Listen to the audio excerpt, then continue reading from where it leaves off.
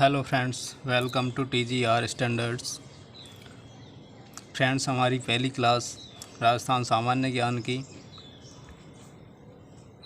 देखते हैं 10 क्वेश्चन आज के। पहला क्वेश्चन, राजस्थान के एकीकरण के चरणों में सबसे बड़ा चरण किसे माना जाता है। देखिए, राजस्थान जो भी दोस्तों इनसे रिलेटेड जो फैक्ट हैं एक्स्ट्रा, वो उनका मैं अलग से वीडियो बनाऊंगा, तब आपको डिटेल में समझा दूंगा। अभी हम सिर्फ आंसर की बात करेंगे। सबसे पहले दोस्तों हम जो पिछले साल के सॉल्व पेपर्स हैं उनको सॉल्व करेंगे। उसके बाद में उनसे रिलेटेड अगर कोई फैक्ट हैं तो मैं टाइम टू टाइम उनसे रिलेटेड वीडियो आप तक पहुंचाता रहूँगा।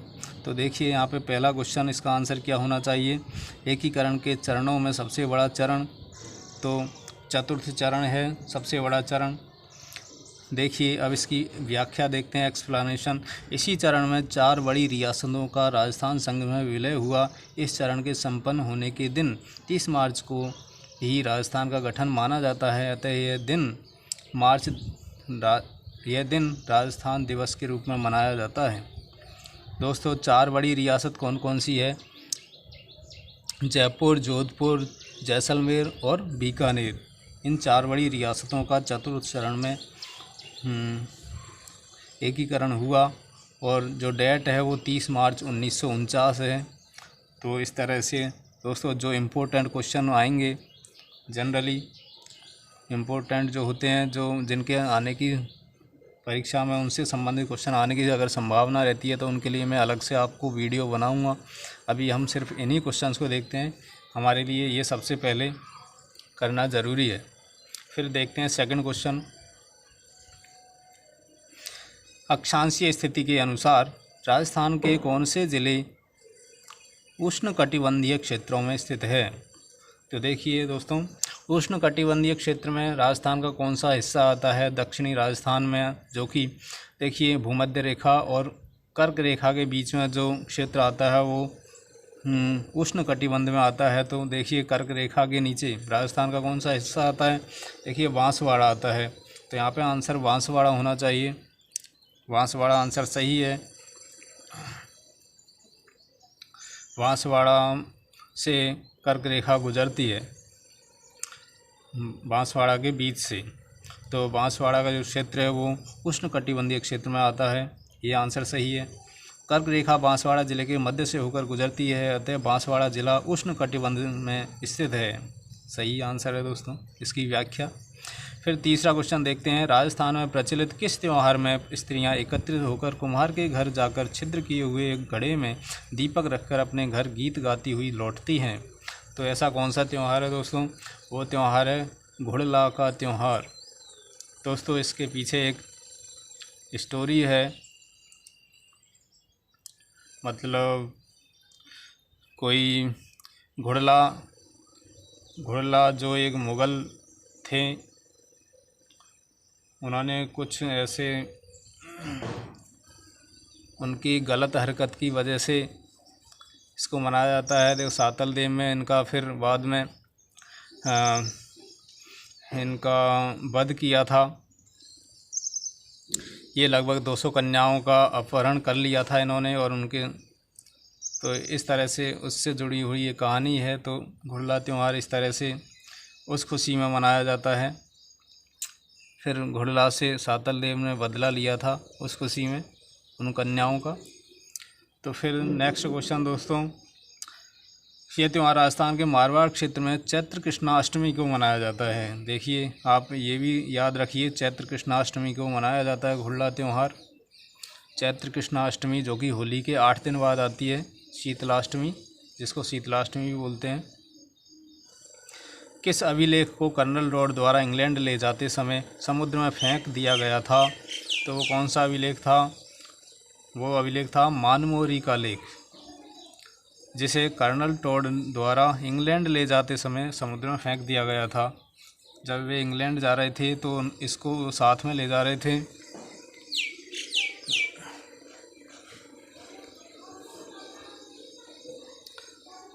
और साथ में ले जा रहे थे तो उन्होंने जब जहाज़ से जा रहे थे तो उन्होंने समुद्र में उसको फेंक दिया। तो वो क्या था? मानमोरी का लेख, ये था दोस्तों। इसकी व्याख्या देखते हैं। इस अभिलेख में भोज के पुत्र मान द्वारा मानसरोवर झील चित्तौड़, जो कि चित्तौड़गढ़ में है, के निर्माण का भी उल्लेख है। इसमें चित्तौड़ दुर्ग का निर्माण करने वाले मौर्य शासक चित्रांगद का वर्णन भी है। फिर देखिए, डूंगरपुर में प्रजामंडल की स्थापना किसकी अध्यक्षता में हुई? देखिए, डूंगरपुर प्रजामंडल की स्थापना में किसकी अध्यक्षता में हुई है? ये भोगीलाल पांड्या। प्रजामंडल भी इम्पोर्टेंट टॉपिक है। देखिए, भोगीलाल पांड्या यहाँ पे आंसर होगा। 26 जनवरी 1944 को प्रजामंडल की स्थापना में अन्य मुख्य सहयोगी व सदस्य श्री गौरी शंकर, श्री हरिदेव जोशी, श्री माणिकलाल वर्मा व श्री शिवलाल कोटड़िया थे। अन्य सदस्य ये थे। फिर राजस्थानी लिपि के अशुद्ध रूप को क्या कहते हैं? देखिए, राजस्थानी लिपि के अशुद्ध रूप को मुड़िया लिपि कहते हैं दोस्तों।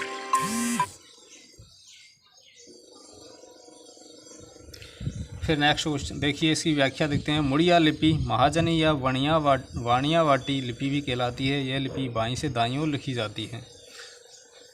तो ये राजस्थानी लिपि का शुद्ध रूप है मुड़िया लिपि। फिर नेक्स्ट क्वेश्चन, राजस्थानी वेशभूषा में वर वधू गठबंधन का वस्त्र क्या कहलाता है? देखिए, जब फेरे के टाइम पे देखिए वर और वधू का गठबंधन किया जाता है, जिस कपड़े से दोनों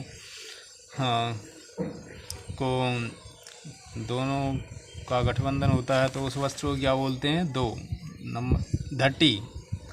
उस वस्त्र का नाम धटी है, जिससे वर और वधू का गठबंधन किया जाता है, दोनों को जोड़ा जाता है जिस वस्त्र से, वो धटी बोला जाता है उसको। देखिए, बाकी तीनों की व्याख्या। दौड़ देखिए किसको बोलते हैं? आपस में मिले 2 सूती वस्त्र, उसको दौड़ बोलते हैं। ताखी, छोटे बच्चों का सिर ढकने का वस्त्र विशेष, उसको ताखी बोलते हैं। पटनी, एक बहुमूल्य वस्त्र विशेष, कोई बहुमूल्य वस्त्र होता है पटनी।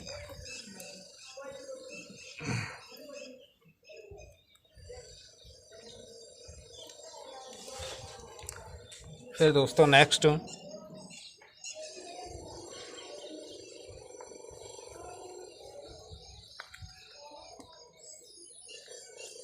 क्वेश्चन देखते हैं।